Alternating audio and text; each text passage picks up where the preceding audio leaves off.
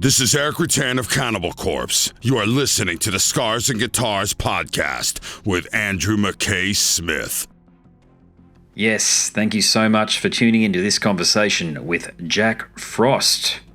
Now, the catalyst for the chat is due to the release of Brothers in Arms' debut album. The project that Jack has put together features members of Last in Line, that's the Dio Legacy outfit, Lynch Mob, good old George Lynch, Hurricane, Diamond Head, Hardline, Angel, and many, many more. We cover it all throughout the chat, but something else, a conversation with Jack Frost isn't complete unless we cover many other aspects of his extraordinary career. As far as I'm concerned, he is potentially the most underrated guitarist in hard rock and heavy metal. Find out why throughout the chat. So here he is, ladies and gentlemen, Mr. Jack Frost. It's good to connect with you. I've been a long time admirer, I must say, of your work. I think my first awareness of you playing must have been in Savatage. And okay. I used to read Metal Maniacs magazine. Do you remember that? Remember that magazine? I do. Yeah, oh, dude. I mean, Metal Maniacs, Metal Edge, they were great, dude. I look forward to those when they would come out every month, you know? Yeah. And guitarists like yourself, because, controversial statement here, never liked guys like Vi very much. Too widdly diddly, not song focused, not tight enough, if you know what I'm saying. But then you get a guy like yourself who knows how to play heavy metal, but at the same time, you know how to imbue it with melody and that Randy Rhoads quality, you know, that J.K. Lee thing. And Thank you. Like, wow. Like, that's honestly, in 53 years, that's the nicest compliment I ever got about my playing. Like, seriously. Well, you deserve it. Yeah. I mean, usually I get people go to me, don't you think you could, like, you know, sweep more and shred more? I'm like, I don't know. And I say this to them, they give me some weird vibe about it. I'm like, Ronnie Montrose didn't have to do that. Ronnie Montrose would just play melodic. Neil Schon, he could play 3 notes, Neil Schon or John Sykes, and you're done. You're done. You don't need to ever hear anything else again because it says it all right there.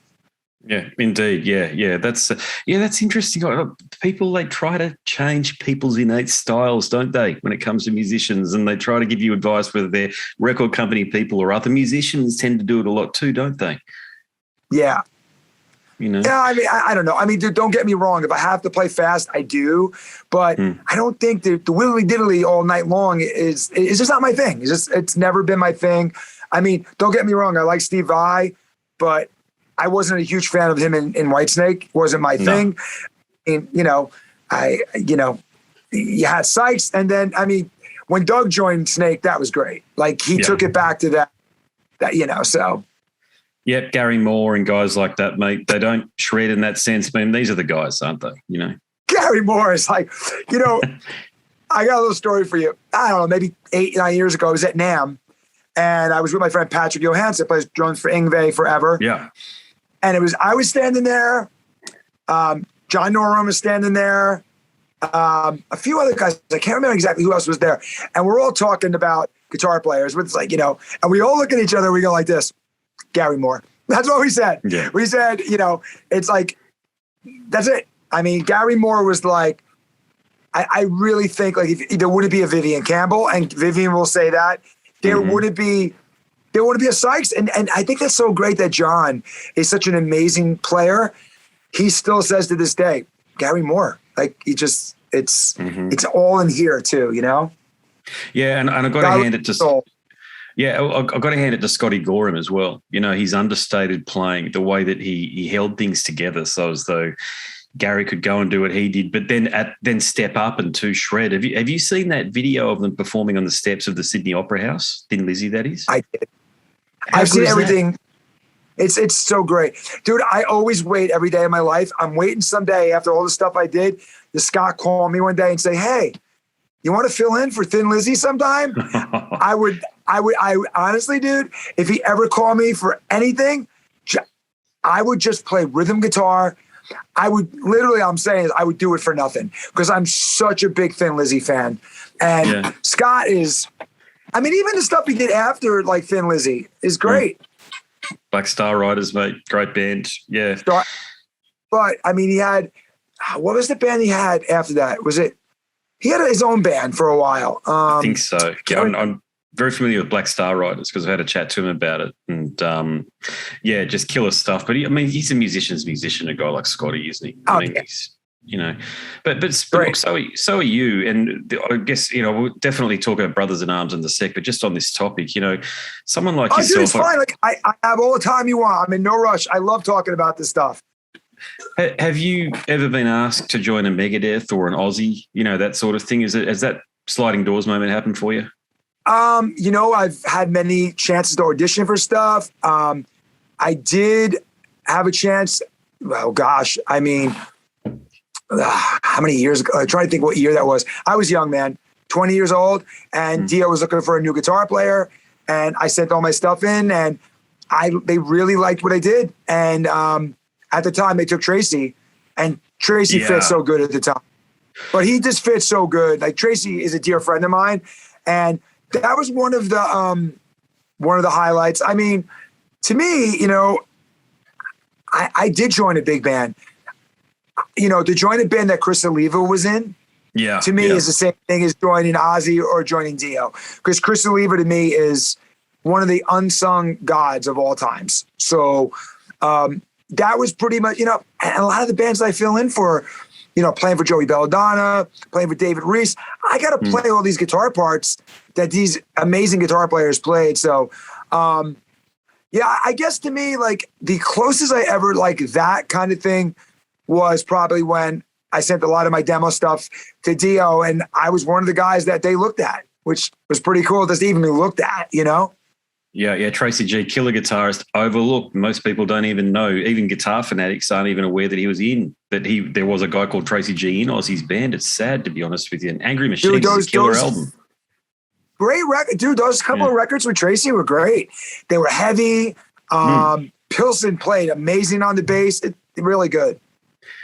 Now, I've had a chat to Alex Skolnick about this, but look, I think Chris Oliver is one of those guys as well that sort of a lot of guitar aficionados, particularly metal guys, I don't know whether they've forgotten about him or they didn't realise that he had the impact that he did, but he truly did. So what was it like for you playing his parts? Dude, I gotta say Chris Caffery was a big part of that for me, because Chris was with Chris Oliva for such a long time. And if you're with somebody, you become embodied with the work they do. And Chris studied Chris Oliva so much that I learned so much from Chris, because, I can listen to something, I can give my take on it, but he really showed me how Chris played. And when he showed me some of the stuff that, like, Jesus Saves, the really correct way to play it, it blew your mind. Like how Chris's hands and his approach to the neck, it was a learning experience. So every day I wanted to learn something about Chris Oliva.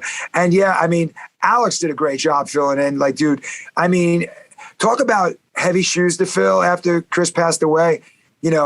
Here's Alex. And Alex is a good friend of mine. And I think he did a great job, man. I think he did a phenomenal job. It's like, it's talking about like Brad Gillis, when he had to fill in for, but let's be honest, Bernie Torme was the first guy to fill in for Randy. Yeah. Talk about filling in for Randy Rhoads. Jeez.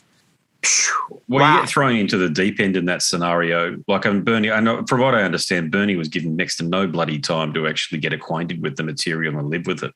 He was just thrown in on stage. And I think probably the same thing happened to Brad too.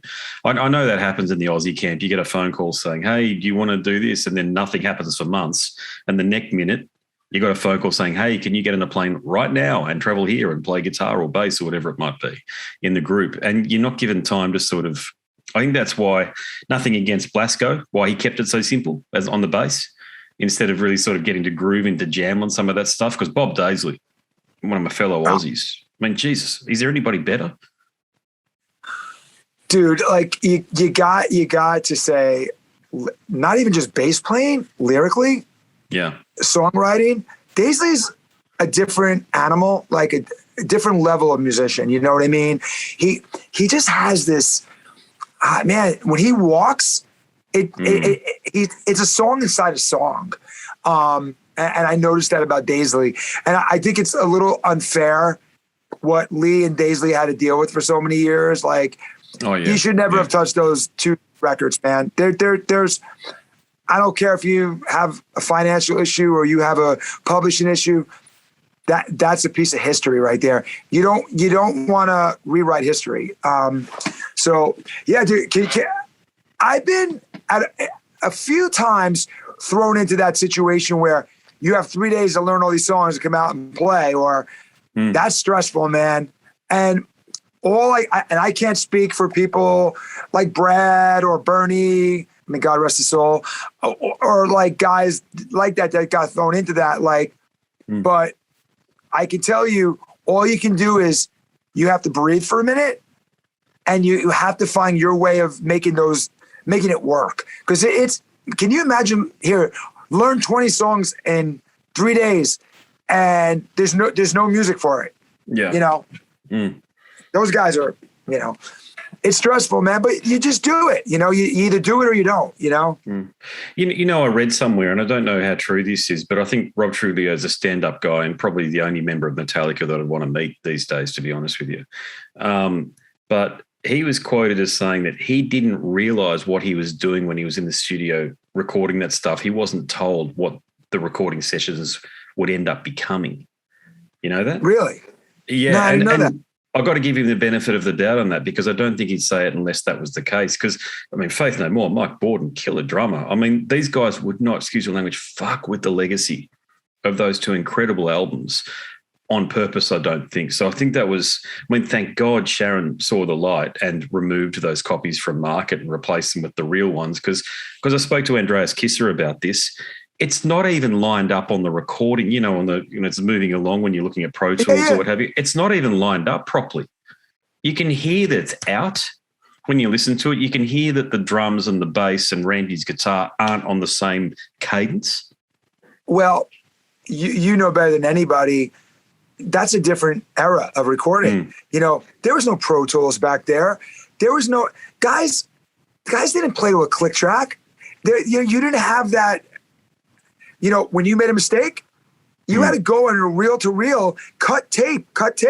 So, if you listen to like anything, like even like Sabbath, Heaven and Hell, you can hear the meter changing, but that's what made it so great. Because they were in a room, they were a band. They weren't all like, okay, man, play, go, gong, gong. All right, you're good. I'm going to cut and paste that 25 bars.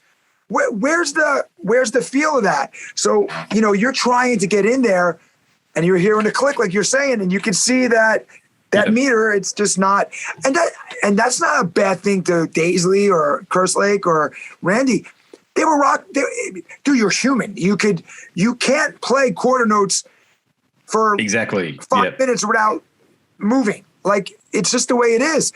And I think that's what made it so real sounding. Like, the first Van Halen record, come on, man. That was ready. Hit record, go. Yeah. And I think that's what made it so magical back then. And I'm really glad that they literally went back to what, have you ever listened to like some of the Randy Rhoads like outtake things? Like not like the thing that Ozzy did, but there's like just the guitar tracks by themselves. Like somebody found like, dude, it's amazing, like the stuff that Randy was doing that you don't really hear on the recordings, just like his undertones and his crazy stuff. Yeah, there's a video out there of the engineer from the sessions, I think it was, because it wasn't Max Norman, because I know he's a producer, but right. It was the engineer, I think, showing Ozzy about 2 or 3 minutes after one of the songs had finished from the recording, and Randy's just doing what Randy does. And you can see Ozzy just, Ozzy's like a stunned mullet. Just, he looks like that anyway, I know, but you can see that that's one of those moments. I don't think he's ever heard it. Yeah. He's never heard it. Yeah. Yeah. It's kind of cool, isn't it, to see someone like Ozzy for a moment? Like, it probably just took him back to the moment he saw Randy play. And, for me, Randy's one of my, of course, like. Oh, he's just all time. Yeah. Probably the most influential in terms of How many albums did he do, really? 3 or 4 or something like that with Quiet I mean, Riot? he did, what, 2 Aussies and 2 Quiet Riots and, Yeah. you know, the live record. I mean, you know. Yeah, but most influential you know, guitarist, you know, just oh, yeah. enduring influence. In such a little time. Such a little time, you know. Hey, just want to go back to Savatage for you. I know in 2002 you're quoted as saying that things didn't end that well. So have you spoken to those guys since? Yeah, we're all really tight again. You know, man, things went kind of weird. I took it pretty hard, I'm being honest, because that band meant a lot to me. And I think we all went about it the wrong way. And me and Chris are really tight again. I love Johnny. And I talk to Reliever all the time. There's no animosity at all. There's nothing like that. You know what? I think they're really proud of me, where I've went on. And it's kind of cool, man. They call them, they'll always be family to me. And if Chris called me tomorrow and said, Jack, my car broke down, I'll drive 3 hours and help him out. So there's nothing negative to say. I love those guys. You have done a hell of a lot since, and I want to cover so much of your career since that point in time, because you did come into your own. You're right, and you've arrived at a point now where you've assembled this killer collective. Hadley sent me across Brothers in Arms, and look, I've seen the video. Therefore, I've heard the cut Last to Know. Okay, that's the teaser that I've been able to sample, if you like. But I think let's talk about the collective first, because when we talk about why the members of Savatage are proud of you, okay, let's go through some of the bands from which the musicians you have drawn ranks, okay? Last in Line, Lynch Mob, Diamond Head, Angel, Montrose, Rough Cut, Quiet Riot, REO Speedwagon, Pat Benatar, and many, many more, which lends itself to the fact that you are capable of drawing the best in the biz to your projects, mate. So congratulations on that front. But how on earth did you go about assembling, and then certainly from what I've seen on Last in Line, making something sound so cohesive from a killer lineup like that?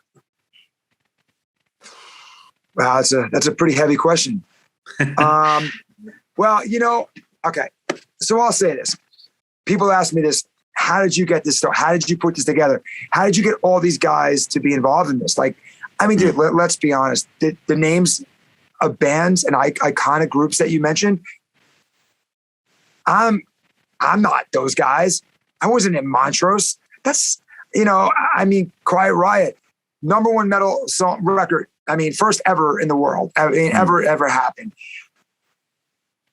It all came together because these guys are brothers, really brothers. It wasn't about money. It wasn't about who's got a bigger ego.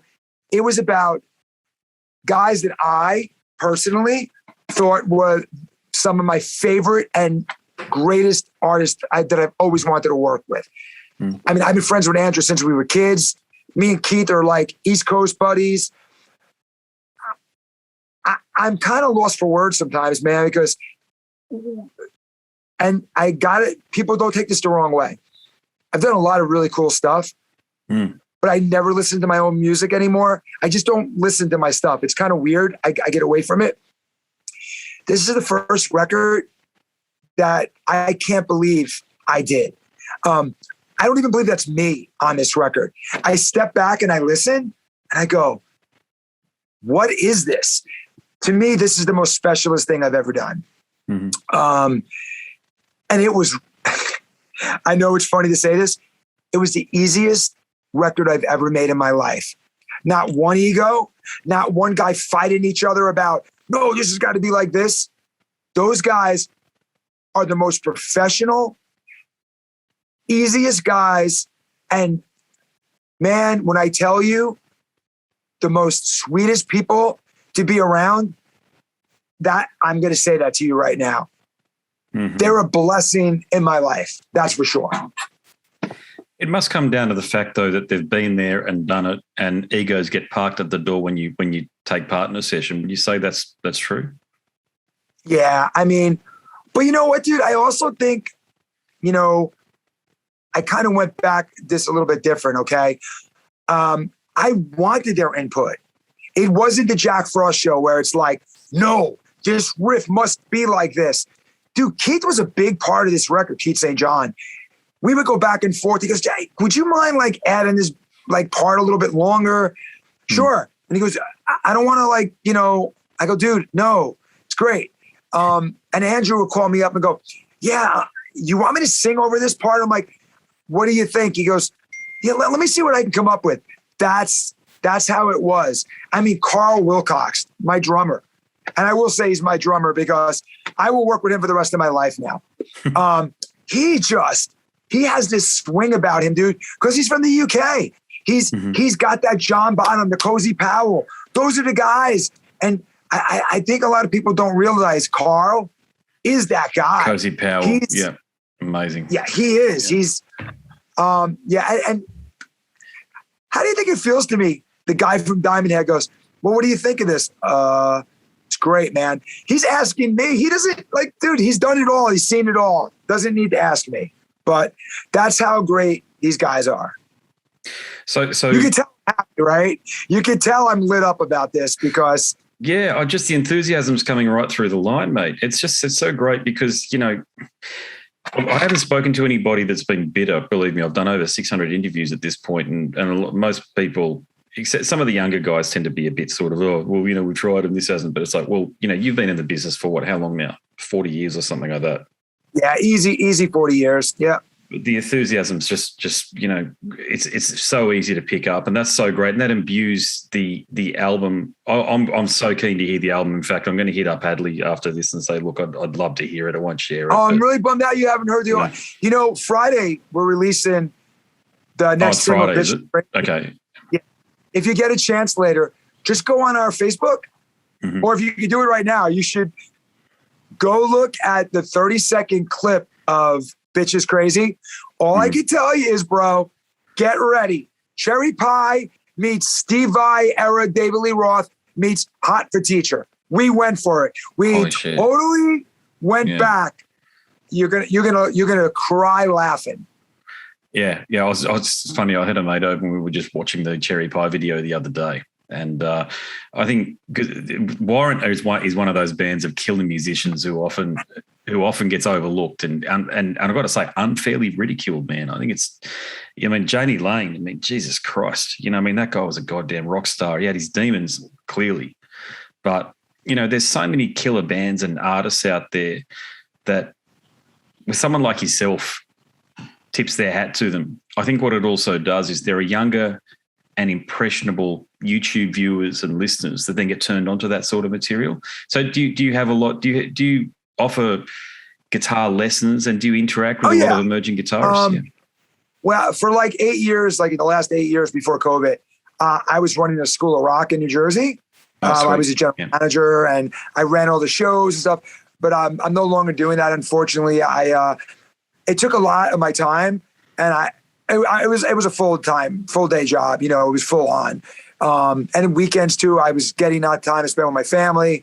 So I'm back into recording a lot. I have my studio now, so I'm doing a lot of recordings. And I teach as like a couple of days a week now privately at a different place. And I love teaching. It's really fun. Yeah, I'm so glad you're doing that and passing on that knowledge that you've built up over the years. And look, I'll go back to talking about Brothers in Arms from the perspective that did you write the majority of the material, have sketches of the material before you involved everybody, and then did you go, I want this musician to do this and this musician to do that? Is that how it worked? Well, basically the rhythm section is always Karl and Alex, and it's always Charlie on keyboards, except the one song has Mick Mahan for Pat Benatar on bass, and Dave Amato, my dear friend of mine, played a solo on one song. But the rhythm section, the nucleus is the same guys.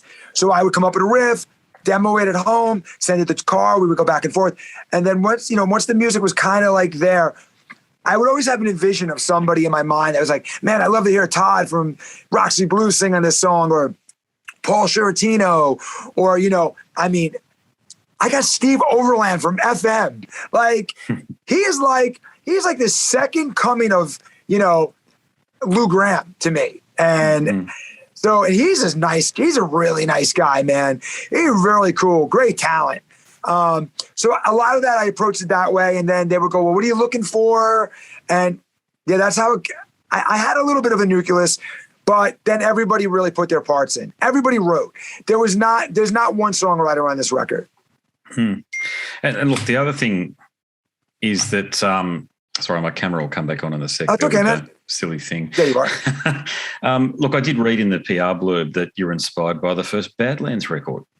And look, I think, for people unaware, another band that people just don't know exists. It hasn't been given the reissue treatment, and you've got to pick up the CDs and the like on eBay secondhand. I mean, this is just the way things are at this point in time. But look, the other thing is that the band included former Sabbath vocalist Ray Gillen, God rest his soul. But what was it about that group specifically that inspired you? They all came from major roles, okay? And they brought their influence, but it doesn't sound anything like Jake did in Ozzy. It's just, this record is magic to me. I think Jake's playing, the way he approached the guitar on that record, and how he left it, there's that nasty feel. It went back to that old school 70s. And Eric Singer is such a great pocket drummer. And I mean, it's just, the bass playing on that record is just, there's a, Unreal. I mean, and Great it's, Jason. Yeah. Great Jason is, I mean, he's got two other brothers that were in big bands, but Greg was just like, he had this feel, man, like he approached it with that John Paul Jones. Yeah. And what can you say? I thought of that record as a blueprint. And then I wanted to find singers that were the caliber of an Angel. I mean, Ray Gillen, there will never be another Ray Gillen. He was soulful. He had pizzazz. He oozed sexuality, man. He was like the new Robert Plant to me. And that's really why I think of that record. I go, I'll never make a record that'll sound like Badlands. That is, you can't copy something that's perfect. But I use that record, the feel of that record is where Brothers really comes from. Did you like the second one, the second album? Yeah, I actually even like Dusk. I even like Dusk. Mm-hmm. I think it's great. I mean, I know a lot of the songs were like demos and stuff that were, the freaking demos are great. I mean, I love Voodoo Highway. And did you hear Jake's solo album as well, A Fine Pig Mist? Yeah. I mean, I've heard everything Jake ever did. Yeah. I mean, that's really great. I mean, I heard, it's cool. He played on a lot of tribute records too, and they were really great. Yeah, you're right. He did a heap of that. Yeah, he did. But, honestly, I really like the last Cartel records. It took me ages to get into them, to be honest with you. I don't know what Really? it was. Yeah, I don't know. And then I started hearing elements of his solo album because I rate that album so highly, A Fine Pink Mist. I think, look, I don't know shit from Shinola, so I'm just talking because we're talking. But I think he'd been through some difficult times in the years in between, and there might have been some other issues going on there. And I think I don't know whether that affected his playing, but I think he lost his touch a little bit, particularly in some of the live stuff that I saw, because he was such an incredibly crisp placement. He had such incredibly crisp placement of notes, but it was all him. And I felt, God, I hate to say it, God help me here, some of it was sloppy. And I think that put me off, to be honest with you, getting into the Red Dragon Cartel. But I'm probably should hide when I say this, but what was great about Jimmy Page was that little bit of sloppiness. Yeah. And when you say sloppiness, it was just like, it wasn't like perfect. And it made it cool.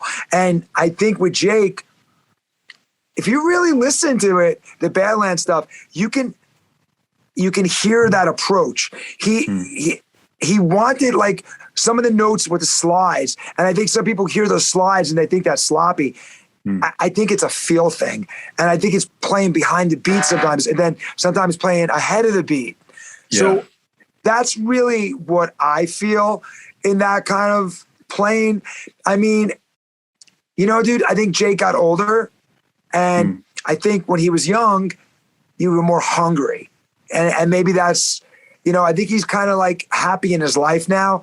And I understand what you're saying, but I don't know, man. You got to give those records at least give the debut record. I will. Yeah, I definitely will. It's just, I think because I just rated him so highly, and he's a part of my DNA. He's a part of my musical DNA as a fan, and I'm also a musician. Of course. Can I ask you a question? Sure. Are you a player? Are you a player? I'm a bassist. Yeah. Okay, you're a bassist. If you really sat down, for me, and really break down "Bark at the Moon," like really break it down. Do you know how hard that song is to play? Yeah, I've seen him. Yeah, it's incredible. Yeah. So many people play it. They think it's literally, 5/7 with the 7. They just think it's a slide. Dude, it's not.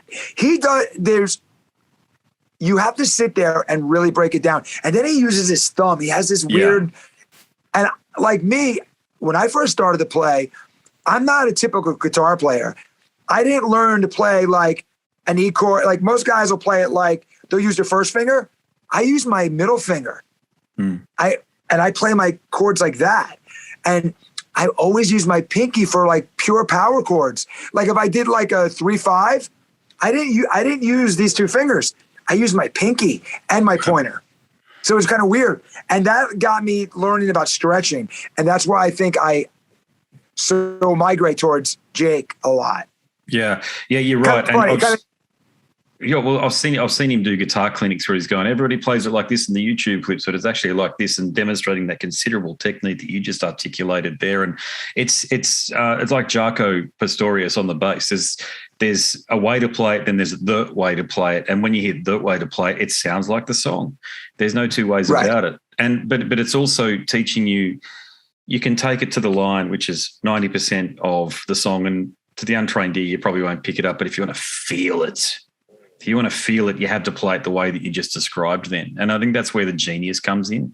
It's those techniques that are born from when you're 8 years of age, sitting down with a vinyl, or in my case, a cassette tape, playing, rewind, no Pro Tools, nothing else. You had to put your head up to the speaker. You had to hear it that way. That's where the chops come from. Yeah, dude. I mean, I remember being a kid, taking the, record, try to slow it down a little bit, back and forth. My mother would be like, "What are you doing?" And I always try to tell my students that too. Well, the guy on YouTube played it like this. I'm like, no disrespect. A lot of these guys are great. Technically, they're great. They know what they're doing. I go, but you don't learn that way. You got to learn from here. Use your ear. That's really what you should be listening to. And, that's like I said to you, when with the Savatage thing, it goes to that. I would hear something Chris Oliva play, and Chris would be like, "No, it's like this." I'm like, "Really?" And technically, it's insane what he did.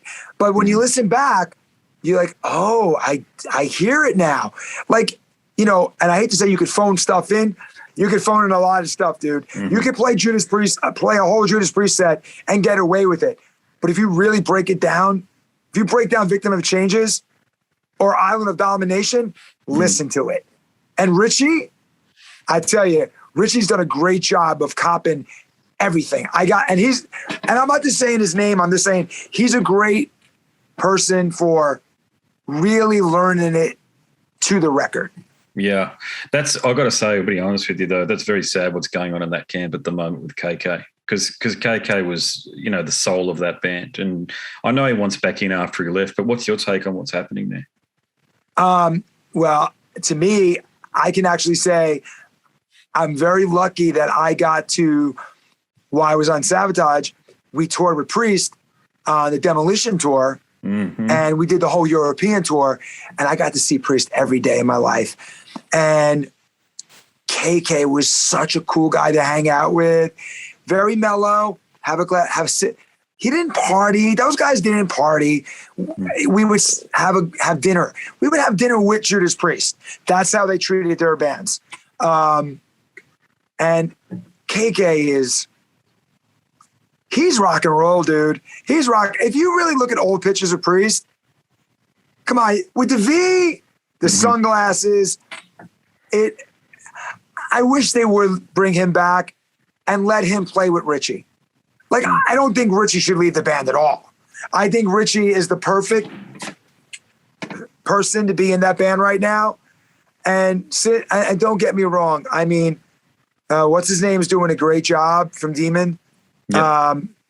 I mean, Andy Sneap. He's a great, well, Andy's crazy. Great player, great producer, but KK's there. That's his band. I would love to they should let him be a part of it, man, for the fans, for the history, great. you know? Yeah.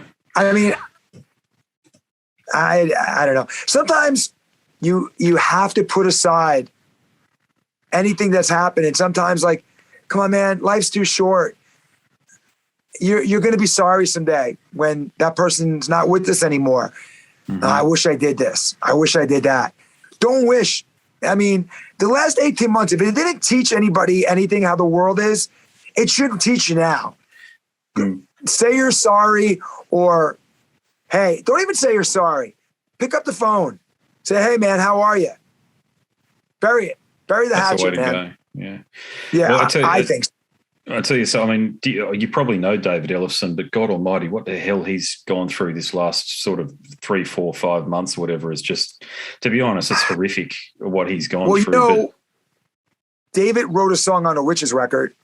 If You Were God, that's his song. I know David. I don't know, man. 30 years. Yeah. And he is a friend of mine. And I'm sorry to say that people are going to slam me now. Oh, you can't be friends with that guy. Okay. He made a mistake. Okay. We're all human. He made a mistake. Okay. Let it go, man. It's kind of sad. He's probably going to lose his whole family over all this stuff. Yeah. It's not just losing his gig in Megadeth. I mean, he made a mistake. I make mistakes every day in my life. You know, give him a little bit of a break, you know? Part of me was thinking, I remember when it broke, and I was just thinking, he's an adult and it's a consenting situation, so he's basically entitled to do what he wants to do. But another part of me was thinking, how could a bloke that smart, because I've spoken to him before, I don't know him, but I've had this sort of an interview like we're doing now, but what the hell were you thinking? He's just very smart. You know what, he used to be my rep at PV, okay? Oh, so, shit. Yeah. Yeah, he was, when he wasn't in Megadeth anymore, he's been to my house.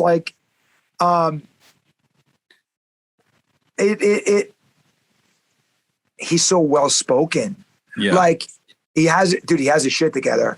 And again, man, it's just one thing.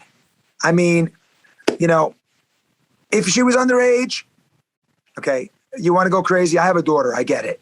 But you said it, they were consenting. Let it go, man. Let it go. Let the guy get on with his life. Let it go. You don't need to beat this guy up. It's been through enough. He's been through enough, and I truly felt Dave Mustaine threw him under the bus with that bloody press statement that he put out where he said this was the final straw. So there are obviously other things going on there between those guys, as there always seem to be. But, you know, from your perspective, if there was an opportunity to collaborate, would that be something that you do? If David called me tomorrow anytime and said, hey, I want you to play on my solo records, he called me up. He's got my number. Not even, I'm not that guy who's going, whoa, he did this. I won't be involved with you. Dude, everybody has their secrets, okay? And nobody's perfect, okay? So to play with a great artist like him, no, I'm sorry. Okay. There's certain lines. You okay, man? You all right? Sorry, just sneezed all good. I didn't want to sneeze down the mic. Well, you don't want to ruin your mic. My thing is there's certain things. I do have my limitations. If somebody did so, there's certain things, but I would play with Dave anytime. You've played with so many killer musicians over the years, like D.D. Verni, another great bass player. You know, mate, I've got to ask, what's going on with Bronx Casket Company? You know, Dee Dee's a dear friend. We're goombads. We're brothers all the way. You know, Dee Dee's so musical. Casket was such a cool record, such a cool band. We did so many cool shows. I think Dee Dee went on to doing the solo stuff. Have you heard what he's doing now? Yeah, like the rockabilly sort of thing, 1920s sort of thing. Yeah. Dude, it's like Brian Seltzer on crack. I love it. Yeah. And I think that's where his head is right now. We just the Bronx put out the box set, and he said to me, "Can you play on this?" He sent me the track, and I played on it, and he goes, "This is great, dude." I go, "Awesome, thanks, man." Who knows? It really depends what Didi has going on. If Didi gets that hair under his ass again, he wants to do another Casket record, I'm a phone call away. I just think right now he's really passionate about his rockabilly thing. Mm-hmm. Yeah, no, that's fair enough. Yeah. And Overkill is always so busy, man. That's a band that will be here to the end of Earth, for sure. Yeah. And they still putting out great records. Yeah, killer albums, great tours. They still come to Australia. They're one of those bands that sort of comes to Australia on, I think, just about every new album cycle. So they're here about, pre-COVID, of course, every sort of 2 or 3 years or so. And Blitz is a killer guy too, isn't he? Just one of those guys with an infectious sense of humor.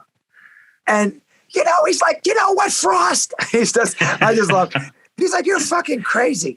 He's a really cool guy to hang out with too. Because we Witches did a whole tour with them in Europe. We shared a bus with them. That's how much we're friends, because they don't want to share a bus with a band. And they know how we are. We all respect each other. And it was fun hanging out with those guys, because it was like hanging out with my brothers all day long, just hanging out, eating together, sightseeing together. So you're in Australia. Yeah, that's right. Yeah. Wow. One of my 2 places that I dream of playing. I would literally come to Australia and play for free. I just want to come there so bad. I can't. Yeah, I have searched and searched, and that was going to be one of my questions. If you ever played here, it clearly hasn't happened, and that's to be honest with you, not from your perspective. I'm not saying that about you, but that's a travesty that somebody hasn't reached out to you and said, "Hey, man, let's do this." I would anything, even like come over there as a guitar player and play in another band. I would do it because, Andrew that runs Melodic Rock. Mm-hmm. He's a really good guy. We played we played festivals for him. We played the Melodic Rock Festival in Chicago. I played with John Beauvoir. And I always tell him, I love you for keeping the AOR music alive, man. You're like one of the main guys that do that. He's, thanks, man. I really appreciate that. And he works hard, man. He doesn't make any money doing these festivals. He probably loses a lot of money, but I'm always like, dude, get me over there anytime. I think if it's the same guy and the same company, it failed spectacularly the last time. I don't know whether you heard about it down here, but it basically almost didn't go ahead. I think it was only because Kip Winger and a few others that were slated to perform insisted on coming down and performing.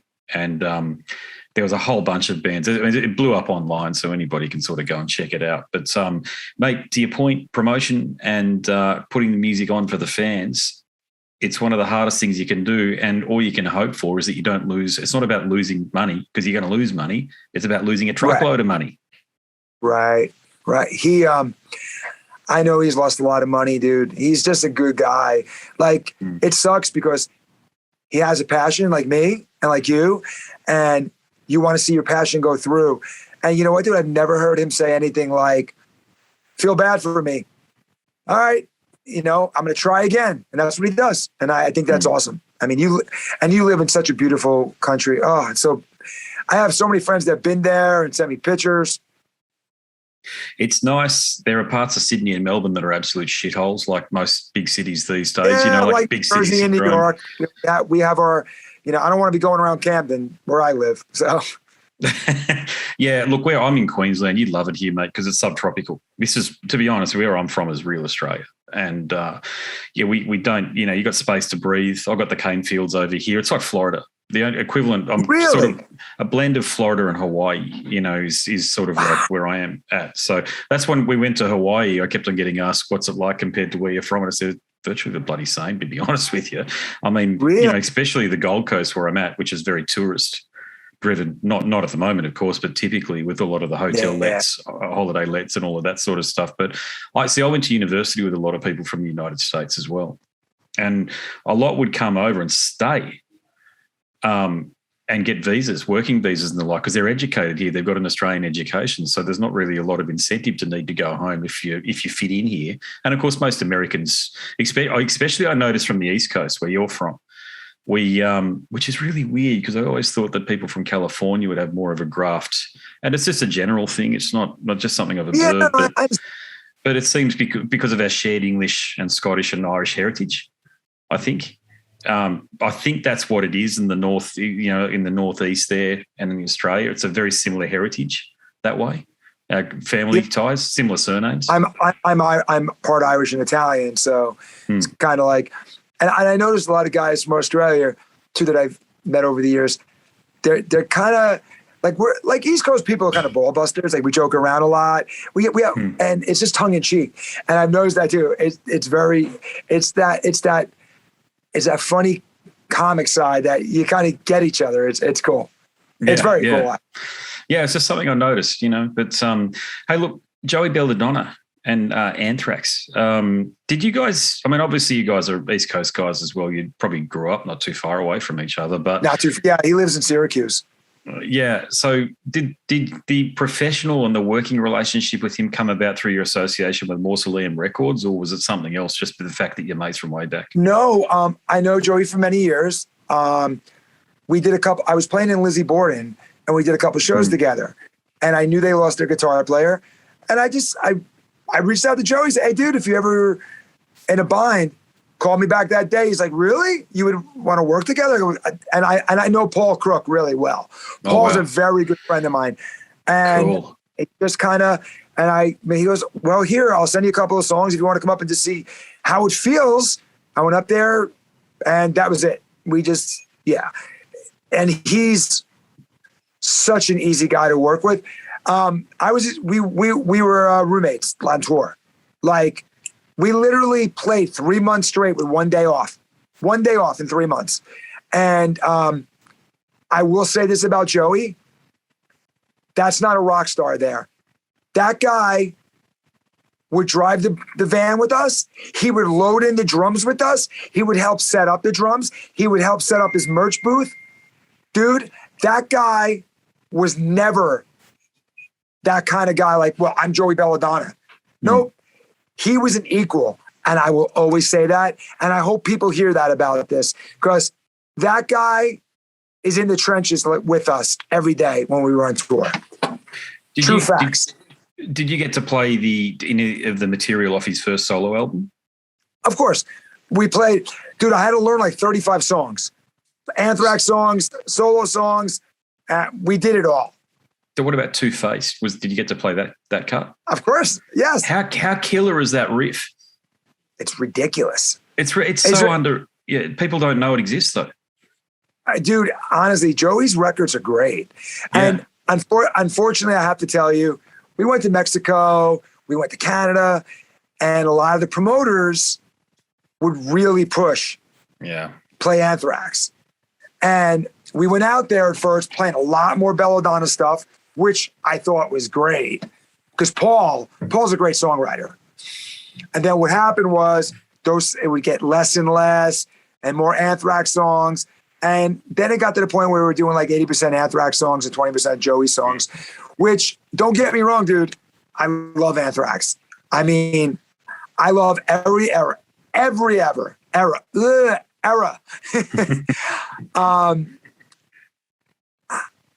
And you know what, dude, when he got the call to go back to Anthrax, I was really happy for him because he needs to be there, man. I mean, John needs to be in Saint because the last few Armored Saint records are just ridiculously good. Yeah. So it's almost like both guys have gone back to their homes where, I mean, and dude, I love Sound of White Noise. I love Volume 8. I love everything with Bush. Mm-hmm. But it's almost like it was time for the both guys to go back to their homes. In my eyes. I know what you're saying. Yeah. I know what you're saying. And that Bush era just coincided with metal's low tide. in so many respects. Like Stomp 442, I've tried to speak to Scott about it, but he didn't really want to say too much, to be honest with you. He said something along the lines of he hasn't thought about the album in years when I brought it up because it just doesn't get brought up in interviews.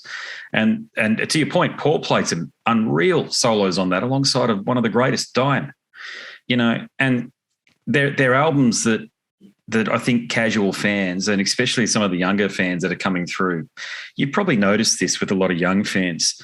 They're more obsessed about the 80s than what we were. And you were a teenager and sort of growing up through that era. I was a kid in that era, but at least I kind of remember when Painkiller was released. You know, they're more into it than you and I probably were ever into it. So they've got this backward-looking focus. Have you noticed that? Because they don't have anything new like that. Everything is like, you know, all these new bands, they don't sound like that. And you know, that's why, thank God for Scandinavia. Because, I mean, you know, you got Crazy Licks, you got Mystery City, you got a lot of UK bands. I mean, you probably heard Inglorious. I think so. Yeah, sorry, it rings a bell. Put it that way. Yeah, you need to check. Nathan James is a singer. Mm-hmm. He was in TSO for a while. They've got 5 records out on Frontiers, or maybe but 3 on Frontiers, and maybe, dude, it's kind of like, you know, White Snake meets Deep Purple. And Nathan is one of the greatest new singers out there. And I think a lot of kids now are going backwards, and they're finding out about Painkiller. They're finding out about Too Fast for Love. They're, you know, and they're like, wow, Winger was cool. Yeah. Really cool. Agreed. Yeah. Yeah, I hate the shade that Winger got and what Lars Ulrich did. I mean, I know Lars is just taking the piss, but yeah, Kip and as such an underrated musician, I think, and that band. I couldn't name Heart of the Young as one. I had that one, but if you want to listen to top class and top flight musicianship, I mean, it's all there. Like so many of the artists that we've spoken about already, you know, you can just keep on deep diving into this material, can't you? And you can just never come up for air because there's so much of it. There's so much. And, you know, you talk about Winger, like, dude, that Pull record is one of my top 10 favorite records of all times. Wow. I mean, the last 4 records from Winger, they're heavy. They're heavy. They're aggressive. You know what, dude? People are like, oh, he doesn't play bass. Really? Listen to those songs. Oh He's riffing while he's singing and moving around. I mean, it's really nice that the kids are going back, man. Yeah, I think a lot of the shade that they cop still comes from those. They're not. What's I can't remember the name of the host. He's a black guy, but they played on his show, and She's Only 17. That song, and he's not, and he's holding onto the mic and not playing bass at the same time, and then he'll occasionally go back and play bass. Have you seen that video?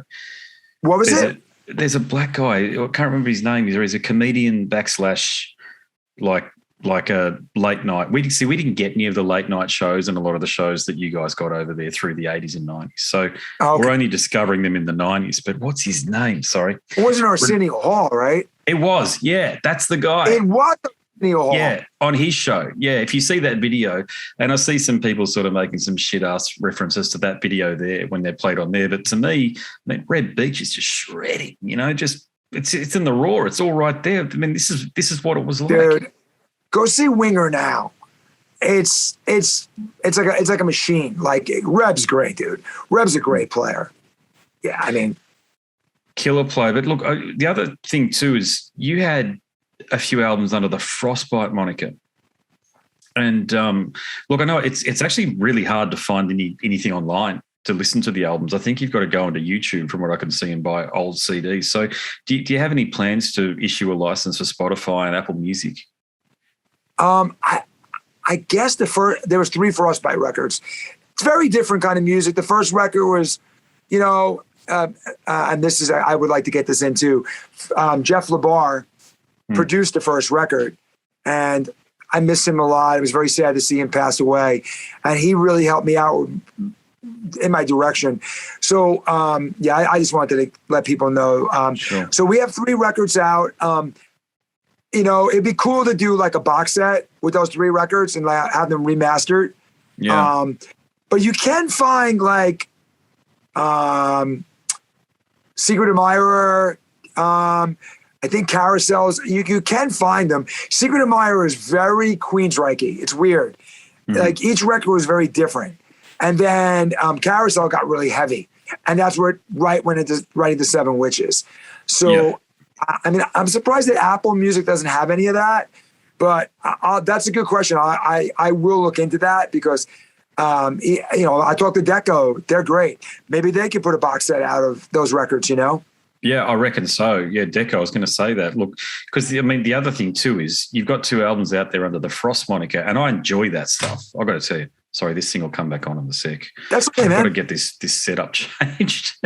But look, you got 2 albums out there under the Frost moniker, and I love that material. You know why? Because it's got that. There was something around 2005 where everything seemed possible again. It was like metal just regenerated, and I love that. And this is my take on it.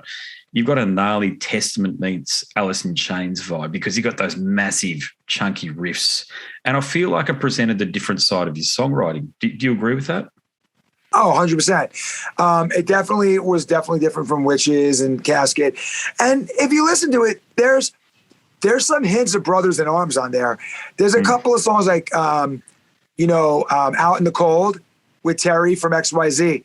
That could have been on the new Brothers in Arms. It's got that, it's got that bluesy kind of approach. And then the song, it's crazy. Ted Poley, he sang heavy on it. And Harry Hess from Harem Scarum, like it's got that like punchy. It definitely was a different vibe. Like, I hate to say this word, but maybe a little bit more of a modern approach. Yeah, definitely. But, I like that. Yeah, modern approach with singers that still sang, if that's a way of saying it. There's a band in Australia called Grinspoon, if you've heard of them, and it reminded me a lot of what those guys were doing. They're huge here. They actually toured with Anthrax in the late 90s when they released Volume 8. And Phil Devon, I think, is the name of the guitarist. If you hear that band, you'll definitely, and of course you wouldn't know, you don't know them, but there was a school of guitar playing going on back then that I just loved. And Pat and yourself had that going on with that project, Frost. So really? for anybody out there that wants to hear, God, he goes, when I say this term, work with me here, but grungy metal, it's dirtier. It's just got a gnarly vibe going on. As I say, like an Alice in Chains thing going on meets, how good is it? But Cantrell is so great. Like Alice in Chains, Soundgarden. I mean, those records, dude, I was a huge Mother Love Bone fan too. Like that's a little more glammy, but still it has that rawness of that grunge approach. See, I think a lot of people get mad when you talk about grunge. Yes, because it kind of took a big turn for like the 80s bands. I really think the record labels and MTV could have made everything work if they wanted to. They just didn't want to for some reason. They wanted to make sure it was like black or white. Were you ever, I know I've spoken to George Lynch about this, but he called that album from 98 or 99 Lynch Biscuit. You know the one I'm talking about, where he sort of went... Revolution? Might have been Revolution. Yeah, sorry, I'm just escaped. Black cover, silver. I think so. Robert Mason singing? I'm pretty sure he was. Yeah. Yeah, but dude, you're not going to make Robert Mason sound like Kurt Cobain. Robert's voice is too perfect. His voice, Robert is one of the greatest singers. So, I mean, I can understand what he's saying. It's heavy, it's aggressive, but Robert still made it sound like appealing. You know what I mean? Yeah, I'm just going into Wikipedia to look up that era because it was interesting to talk to what was this? No, Smoke This. Sorry, it's the Smoke This era with George, and he started playing music that more closely resembled Korn and Rage Against the Machine and all of that sort of music. And my question for you though was that because he told me that people had respect for him, but they go out and play this material and they were throwing shit at the rest of the band, the crowds. I was so angry that they didn't hear Lynch Mob and Dokken material and that they were hearing this stuff. And this is back when nu metal was huge, but the fans really? Yeah, he told me that. Yeah, it was ridiculous. But fans can be so fucking silly at times. But did you ever get that pressure from a label or from fellow musicians to adopt your sound to the side of the times? I didn't get that, but I got a lot of slack from fans about some of my material. They're like, "Oh, you're all modern now? Now you're that guy? And I'm like, I didn't do it it's just a feel at the time. Oh, now you're like the guy in Disturbed. I'm like, why are you making fun of Disturbed? They're fucking great, dude. Dan's a great songwriter and a great player. Like, don't make you change with the times sometimes. No record label ever told me to go a certain way. I've got told a few times on those Frost records, they were kind of pissed at me because they expected it to be more of a metal record, not so modern. Yeah, fair. And I saw Lynch on that tour. And I remember he was playing Mesa Boogie amps. He had another guitar player on that tour. And you know what, dude? I really liked it, though. I thought it was cool. All right, so what are you going to say now that what he does with the singer from King's X, people are going to make fun of that? Kiss my ass. Those records are KXM. Yeah. Those records are badass. Incredible. Yeah, amazing stuff. And that's that sound. But, I like it, man. I think it's cool that people try different things, try different streets. Hey, are you mates with, Chris Aiken and Neely from the Classic Metal Show? Of course I am. What do you think of that show? Those guys are out of their fucking minds. I love it. I love those guys. They're awesome. Dude, I am such a lucky guy that I'm friends with Eddie Trunk, Don Jameson. And it's not like, like most people I don't use those guys to promote myself because they're my friends. They literally they'll reach out to me. Hey, I really like you doing this. I'm like, thanks, man. And those guys you mentioned, they're just crazy. They love their music, dude. They love their music and they keep it alive. All right, it sort of ended abruptly there from the recording's perspective, but Jack and I did go on to talk for about another 25 odd minutes or so. I so wish I could share that with you, but it is lost for all time because of fucking Zoom. Excuse my language. Zoom decided to end the recording at that point. I did not prompt it to do that. I have no idea what happened, but either way, look, Jack and I can reconnect sometime in the near future, and I do hope that happens because I love what he's doing with Brothers in Arms, and you can tell I'm a fan of the work the man has produced so far.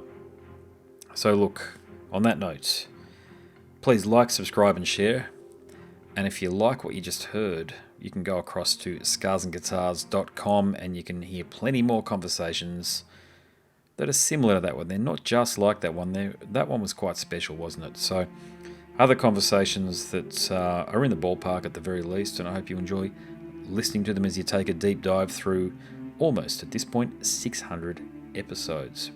My name's Andrew Mackay-Smith, and I'm the host of the Scars and Guitars podcast series, so I appreciate that you've tuned in, and until next time, it's goodbye for now.